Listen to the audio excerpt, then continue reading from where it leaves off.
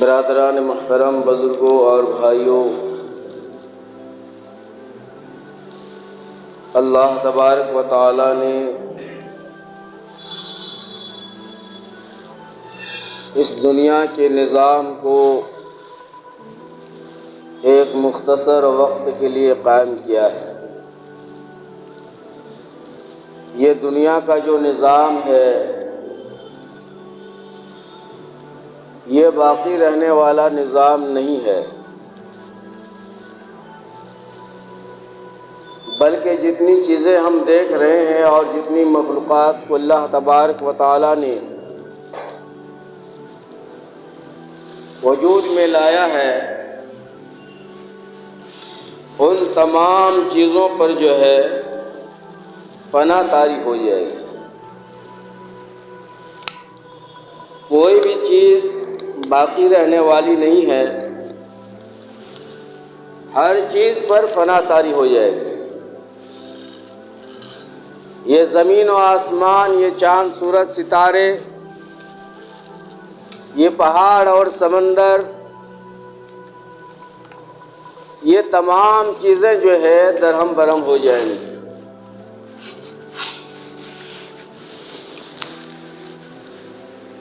یہاں تک کہ اللہ تبارک و تعالی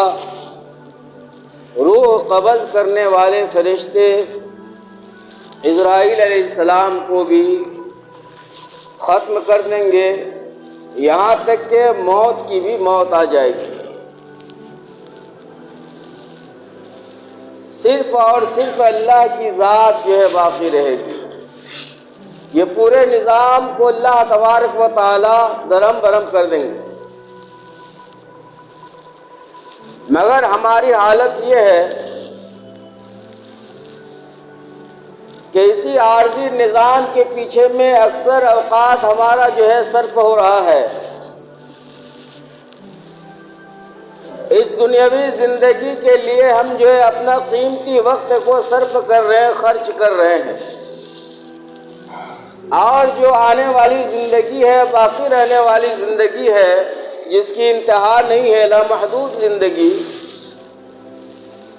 اس کے لیے جو ہے ہم فکر مند نہیں ہیں، اس کے لیے ہم جو ہے سوچ بچار نہیں رکھتے۔ حضرت بہلول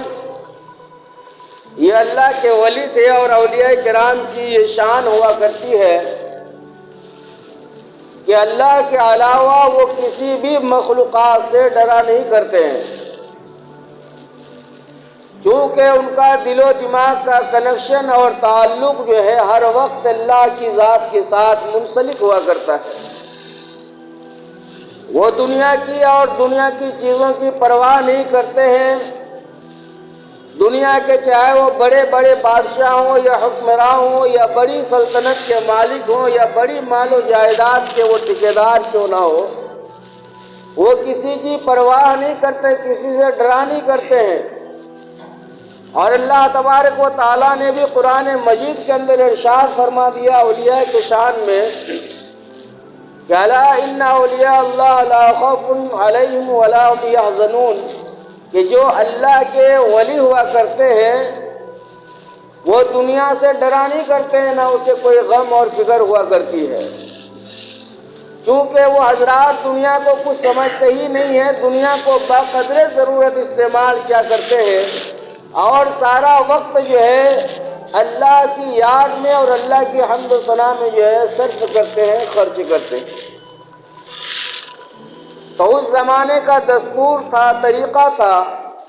کہ جو حکمراں بادشاہ ہوا کرتے تھے، جب وہ اپنے شاہی محل سے نکل کر کسی دوسری جگہ پر انہیں تشریف لے جانا ہوا کرتا تھا، تو جتنے بھی لوگ ہوتے تھے راستے میں ادباً احتراماً جو ہے تعظیماً کھڑا ہو جایا کرتے تھے۔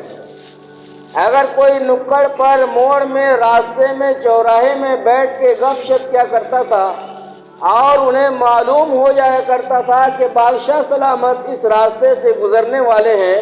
تو سارے رعایا جو ہے ادباً کھڑے ہو جایا کرتے تھے۔ چنانچہ اس کے زمانے کے ایک بادشاہ کو شوق ہوا شکار کرنے کا کہ مجھے جو ہے فلاں جنگل میں شکار کرنے کے لیے جانا ہے تو 6 مہینے پہلے سے تیاری شروع ہو گئی، کیونکہ اتنا بڑا حکمراں، اتنا بڑا بادشاہ وہ شکاری کرنے کے لیے جنگل میں جائیں گے تو طرح طرح کے انتظامات بھی ہونا چاہیے۔ وہاں پر وہ 10 روز 15 روز ٹھہریں گے جنگل میں، تو ان کے شایان شان وہاں پر تمبو وغیرہ کا بھی انتظامات ہونا چاہیے، کھانے پینے کا بھی بندوبست ہونا چاہیے، اور راستہ بالکل کلیئر اور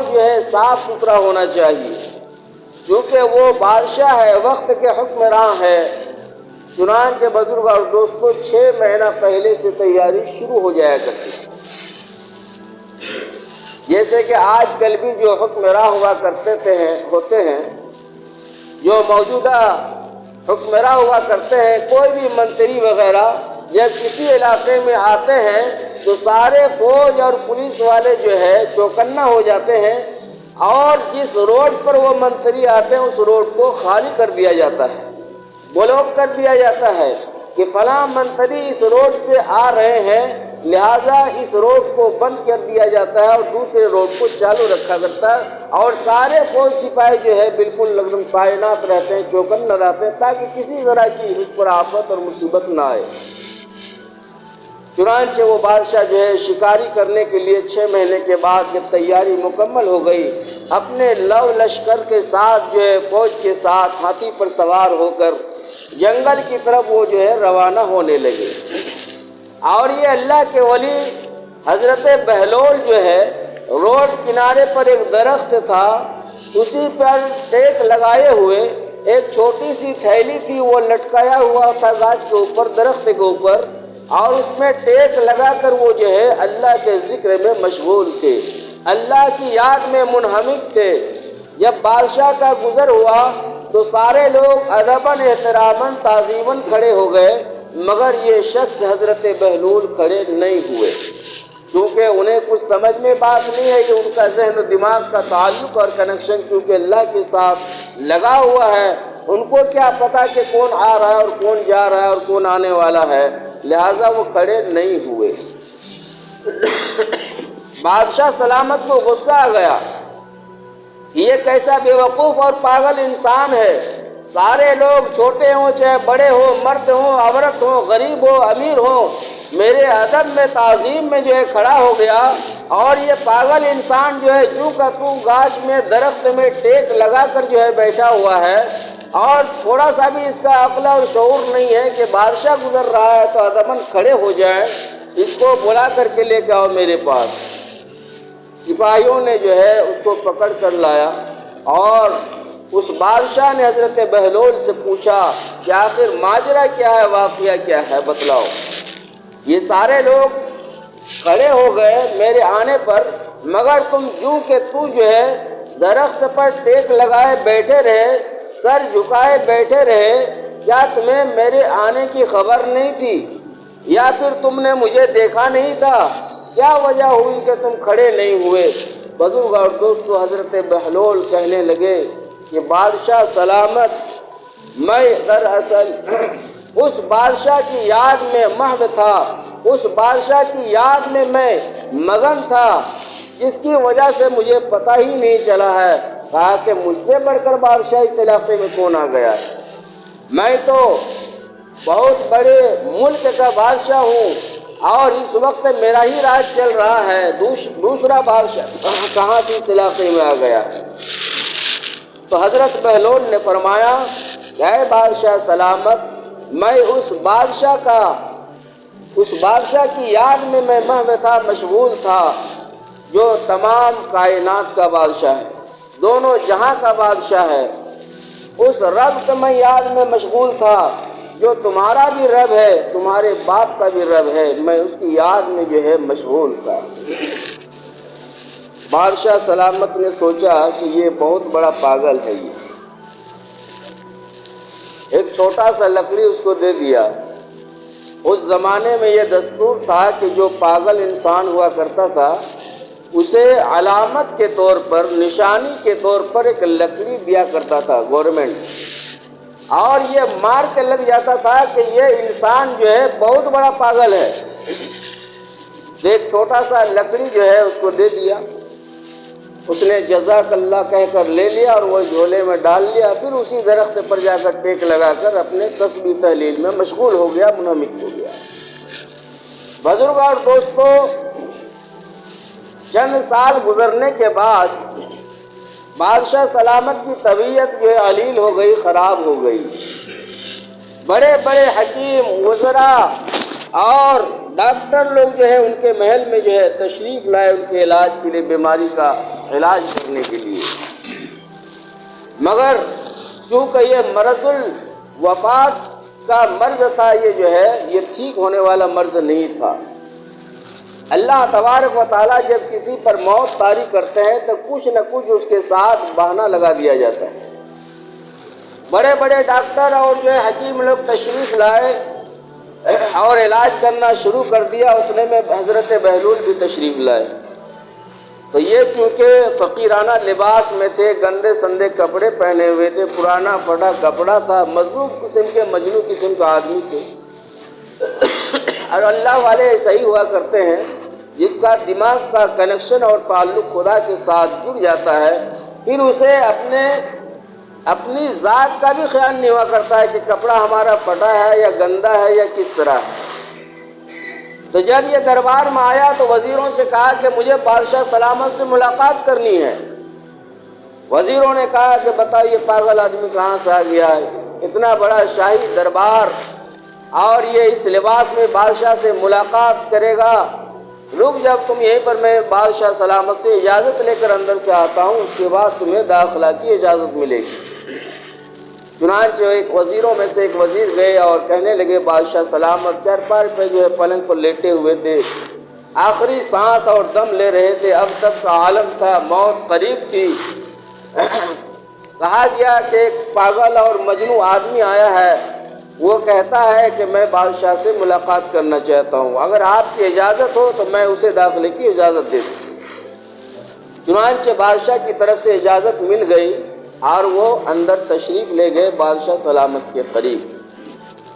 کہا کہ کیا تم بھی کچھ علاج وغیرہ جانتے ہو، دوا پانی جڑی بوٹی کچھ بھی تمہیں آتا ہے؟ کہا کہ ہاں آتا تو بہت کچھ ہے، لیکن میں جسمانی مرضوں کا، بیماریوں کا علاج نہیں کرتا ہوں، میں روحانی بیماریوں کا ڈاکٹر ہوں، روحانی بیماری کا میں علاج کرتا ہوں۔ حضرت بہلول کہنے لگے کہ بادشاہ سلامت، آپ جب کہیں جاتے تھے شکاری وغیرہ کے لیے یا کسی کام سے، رعایا کے کام کے لیے کسی علاقے میں جاتے تھے تو آپ اچانک چلے جاتے تھے یا تیاری بھی آپ کرتے تھے؟ تو بادشاہ نے کہا کہ نہیں، تیاری ہوتی تھی، سالوں سال سے تیاری چلتی تھی، 6 مہینے پہلے سے تیاریاں چلتی تھی، کیسے جانا ہے، کس راستے سے جانا ہے، کس سواری سے جانا ہے، وہاں ٹھہرنے کا جو ہے بہترین انتظامات وغیرہ سب کچھ ہوا کرتا تھا۔ تو کہا کہ ابھی آپ کی حالت کیسی، طبیعت کیسی ہے؟ تو بادشاہ سلامت کہنے لگا کہ میری طبیعت ٹھیک نہیں ہے اور مجھے لگ رہا ہے کہ میں زیادہ دیر کا مہمان نہیں ہوں۔ تو کہا کہ اس کے بعد آپ کہاں جائیں گے؟ تو بادشاہ کہنے لگا کہ میں اس جگہ جاؤں گا، اس جگہ کی طرف میں جا رہا ہوں کہ جہاں جانے کے بعد انسان دوبارہ واپس نہیں آتا ہے۔ حضرت بہلول کہنے لگے کہ حضور، آپ 10 روز اور 15 روز قیام کرنے کے لیے، شکاری کھیلنے کے لیے آپ جنگل میں جایا کرتے تھے، تو 6 مہینہ، سال بھر جو ہے پہلے انتظامات اور تیاریاں کیا کرتے تھے، مگر افسوس کہ آپ جہاں ہمیشہ کے لیے جا رہے ہیں کہ آپ کی تیاری مکمل ہے، آپ کی نماز مکمل ہے، آپ کے روزے مکمل ہے، آپ کی زکوٰۃ مکمل ہے، آپ کا حج مکمل ہے۔ کہنے لگے کہ نہیں، مکمل تو ہے نہیں، بہت ساری نمازیں ہم سے چھوٹ گئی ہیں، بہت سارے روزے چھوٹ گئے ہیں، زکوٰۃ میں بھی گڑبڑی ہے، حج بھی میں نے کیا نہیں ہے۔ تو پھر کہا کہ بتائیے کہ ابھی اس روئے زمین پر سب سے بڑا بیوقوف کون ہے؟ تب جب 15 روز اور 10 روز کے لیے آپ اتنی بڑی تیاریاں کرتے ہیں اور جہاں ہمیشہ رہنا ہے اور وہ سفر بہت لمبا ہے، اس کے لیے آپ کے پاس کوئی تیاری نہیں ہے، لہذا آپ ہی نے کہا تھا کہ اگر تم سے بڑا بے وقوف اور پاگل کوئی ملے تو اس لکڑی کو دے دینا، لہذا آپ کی امانت آپ کو مبارک ہو، اور سلام کر کے واپس نکل گئے کہ آپ سے بڑا بے وقوف کوئی نہیں۔ تھوڑی دیر کے بعد اس کی روح فنا ہو گئی، نکل گئی، اللہ کے پیارے ہو گئے۔ بزرگ اور دوستو، اس واقعہ سے ہمیں اور آپ کو سبق حاصل کرنا ہے۔ یہ جو دنیا دنیا کر کے ہم لوگ پریشان ہیں، جس سے آخرت بھی بھلا چکے ہیں، نماز کے پابند ہم نہیں بن پا رہے ہیں، ہزار بار بولا جاتا ہے اور ہم کوشش بھی کرتے ہیں، لیکن ہم جو ہے پابند نہیں بن رہے ہیں، آخرت کی تیاری ہم نہیں کر رہے ہیں۔ بزرگ اور دوستو، ہمارا اور آپ کا کیا حال ہے؟ یہ جو دنیا کی رونقیں اور زرق برق ہم اور آپ دیکھ رہے ہیں، یہ چند روزہ ہے، فنا ہو جائے گی، یہ سارا نقشہ مٹ جائے گا، اور مرنے کے بعد صرف ہمارا عمل ہی کام دے گا۔ اس لیے میرے محترم بزرگ اور دوستو، ہم دنیا سے زیادہ آخرت کی فکر کریں، آخرت کی چنتا کریں، جو وہ لمبی والی جو زندگی آنے والی ہے، اس کے لیے تیاری ہمارے پاس ہے یا نہیں؟ اگر ہے تو الحمدللہ، اور اگر نہیں ہے تو ایسے لوگوں کو جو ہے توجہ اور دھیان دینے کی ضرورت ہے۔ اللہ پاک عمل کی توفیق عطا فرمائے۔